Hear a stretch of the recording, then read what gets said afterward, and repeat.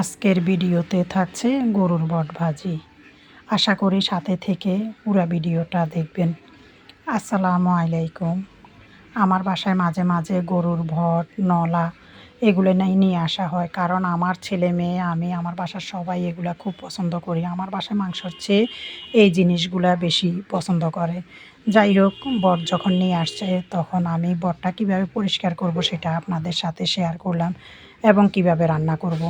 আমি প্রথমে বটগুলাকে ছোট ছোট করে কেটে নিয়েছি। তারপরে এই যে বটগুলাকে একদিক থেকে টান দিলেই এভাবে বটগুলা পরিষ্কার হয়ে যায়। অনেকেই অনেকভাবে এই বটটা পরিষ্কার করে, আবার অনেকেই হয়তো এই বটটা পরিষ্কার করতে খুব ঝামেলা মনে করে, কিন্তু আমার কাছে এটা ঝামেলা মনে হয় না। আমি খুব সহজে এই বটটা পরিষ্কার করতে পারি। আপনারাও এভাবে করবেন, দেখবেন খুব সহজে পরিষ্কার করতে পারবেন। যাই হোক, আমার বটগুলো এভাবে পরিষ্কার করে নেওয়ার পরে আমি এগুলাকে ভালো করে ধুয়ে নিব।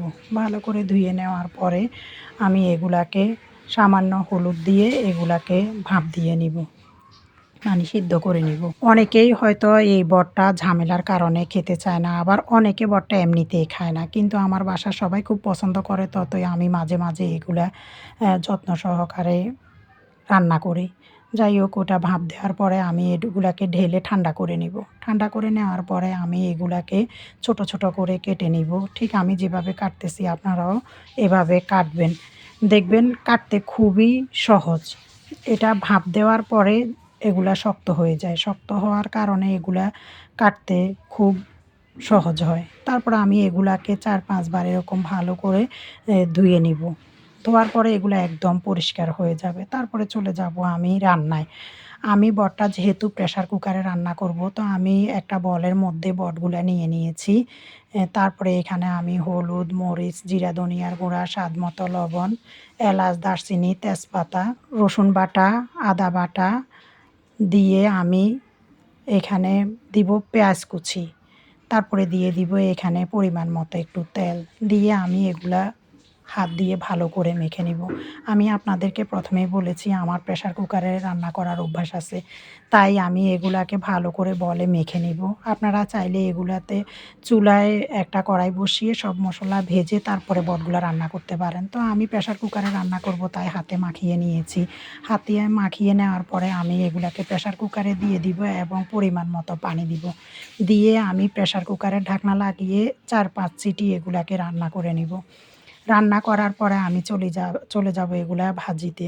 তো আমি প্রথমে কড়াইতে দিয়ে দিব পেঁয়াজ কুচি এবং কাঁচামরিচ ফালি দিয়ে আমি এটাকে ভেজে নিব। আমি এখানে ভটের সাথে আলু ব্যবহার করব। অনেকেই হয়তো মনে করবেন যে আলুটা কেন ব্যবহার করা হয়, সেটাও আমি আপনাদের সাথে বলবো যে আলুটা আমি কেন ব্যবহার করি। তারপরে এখানে আলুতে যে পরিমাণ মশলা লাগবে ঠিক ওই পরিমাণ মশলাটাই দিব, কারণ আমি ভট রান্না করার সময় সব রকম মশলা দিয়ে দিয়েছি। তারপরে আমি এখানে আলুগুলা ভেজে নিব।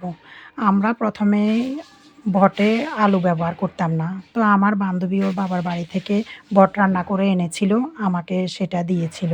আমার কাছে খুবই ভালো লেগেছে, তখন থেকেই আমি ভটে আলু ব্যবহার করি। আপনারাও এইভাবে ভটের সাথে আলু দিয়ে ভেজে খেয়ে দেখবেন, খুবই ভালো লাগবে। তারপরে যখন আলুগুলা একটু ভেজে নিব, তারপরে দিয়ে দিব এখানে রান্না করা বটগুলা। দিয়ে আমি এগুলা ভালো করে রান্না করে নিব একদম শুকানো পর্যন্ত।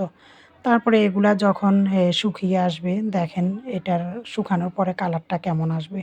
মাশাআল্লাহ, এটার কালারটা যেমন আসছে খেতেও অনেক মজা। আপনারাও এইভাবে রান্না করে খেয়ে দেখবেন, ভালো লাগবে। আমার ওই কড়াইতে একটু বেজে গিয়েছিল পাতিলে, তো আমি পাতিলটা চেঞ্জ করে নিয়েছি। তারপরে আমি এগুলাকে আরও একটু শুকিয়ে নিব, একদম শুকনা শুকনা করে ভেজে নিব। এই বটভাজিটা আমার ছেলে মেয়ের অনেক পছন্দ। যাই হোক, আমার বটভাজিটা রেডি হয়ে গেল, দেখেন মাশাআল্লাহ, দেখতে খুব লোভনীয় লাগতেছে। বটভাজি হওয়ার পরে আমি তো আর খাওয়ার লোভ সামলাতে পারলাম না, গরম গরম ভাতের সাথে খেতে বসে গেলাম। খেতে খুবই অসাধারণ হয়েছে, মুখে লেগে থাকার মতো একটা রান্না। আপনারাও এভাবে ভাজি করে খেয়ে দেখবেন, আপনাদের কাছে খুবই ভালো লাগবে। অনেকেই অনেকভাবে খেয়েছেন, আমার মতো করে ভাজি করে খেয়ে দেখবেন। আজ এ পর্যন্তই। আল্লাহ হাফেজ, দেখা হবে পরের ভিডিওতে।